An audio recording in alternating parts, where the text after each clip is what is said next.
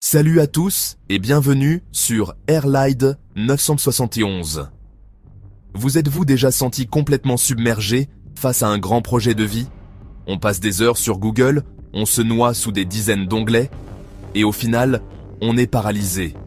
Et puis, j'ai découvert un outil qui a agi comme un copilote pour mon cerveau.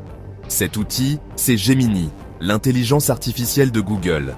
Dans cette vidéo, je vais vous montrer exactement comment je m'en suis servi. Restez jusqu'au bout. Ok, remettons-nous dans le contexte. J'avais deux objectifs majeurs. Premièrement, je voulais commencer à investir sérieusement. Qu'est-ce qu'un ETF? Lequel choisir? Les frais? Quelle plateforme? Deuxièmement, devenir propriétaire. Par où on commence? Comment calculer sa capacité d'emprunt? Les frais de notaire? L'apport? La conséquence? Je procrastinais. Je me disais, je verrai ça demain. Le risque, c'était de perdre des années de rendement ou des loyers perdus. Il me fallait un guide, un mentor. C'est là que Gemini est intervenu. Au lieu de demander 1000 liens, j'ai demandé à Gemini comme à un expert pédagogique. Ma première question a été d'une simplicité enfantine. Explique-moi le PEA et les ETF comme si j'avais 15 ans. Gemini m'a dit, le PEA, c'est un potager fiscal. Les ETF sont des paniers de fruits. D'un coup, le concept était clair, dédramatisé. Ensuite, j'ai demandé une comparaison claire entre MSCI World et S&P 500. En quelques secondes, j'avais un tableau qui mettait tout à plat. Pour moi, l'ETF World correspondait le mieux à ma vision. Puis, je lui ai demandé une checklist étape par étape pour ouvrir un PEA. 1. Rassembler les documents. 2. Remplir le formulaire. 3. Faire le premier virement. 4.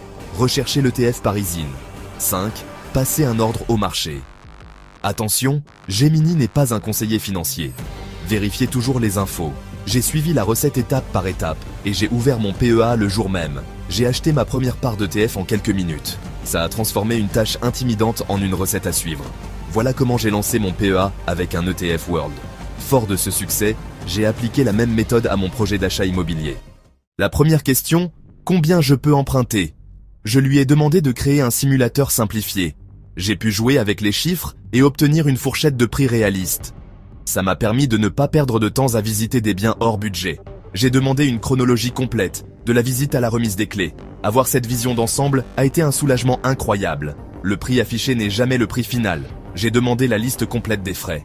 Frais de notaire, garantie, frais d'agence. Mon budget est devenu beaucoup plus précis.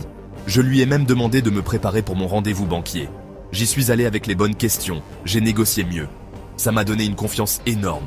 J'ai pu cibler des biens